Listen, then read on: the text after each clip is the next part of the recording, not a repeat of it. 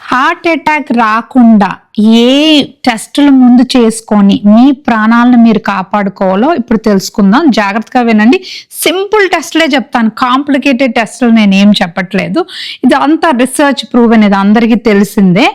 First number 1 simple, మీ blood pressure every year ఒక్క సంవత్సరానికి ఒక్కసారి చెక్ చేసుకోండి. సింపుల్ నెంబర్, బోల్డ్ నెంబర్స్ చెప్పను, 120/80 ఉండేలా చూసుకోండి. బ్లడ్ ప్రెషర్ ఎక్కువ ఉండడం వలన రక్తనాళాలు డ్యామేజ్ అయ్యి కొవ్వు పేరుకుపోయి హార్ట్ అటాక్ రావడానికి అవకాశం ఉంది, అందుకని చెక్ చేసుకోవాలి. 2 cholesterol level, lipid panel fasting లో చేసుకుంటే మంచిది. అందులో బ్యాడ్ కొలెస్ట్రాల్, LDL కొలెస్ట్రాల్ అది కానీ ఎక్కువ ఉంటే మంచిగా ఎక్సర్సైజ్ చేసి మీరు తగ్గించుకోవాలి, బికాజ్ అది బ్లాకేజెస్ కాజ్ చేస్తుంది.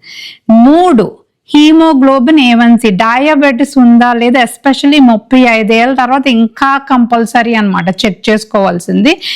డయాబెటీస్ అన్నది సైలెంట్ కిల్లర్. డయాబెటీస్ ఉండడం వలన మీ హార్ట్ అటాక్ రిస్క్ 2 times పెరుగుతుంది అనమాట. ఎందుకు, బ్లడ్ గ్లూకోజ్ ఈ బ్లడ్ వెజల్స్ ని డ్యామేజ్ చేసి హార్ట్ అటాక్ ని కాజ్ చేస్తుంది కాబట్టి.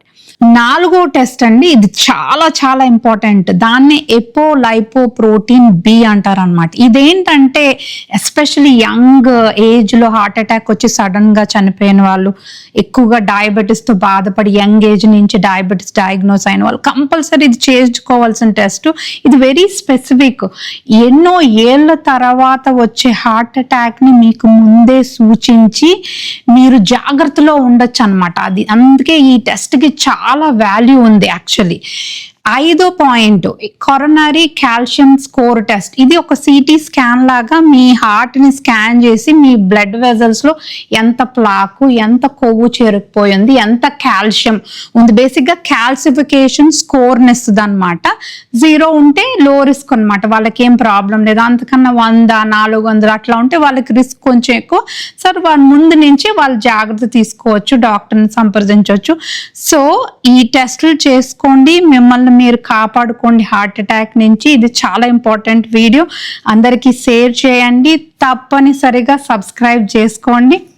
And thank you so much.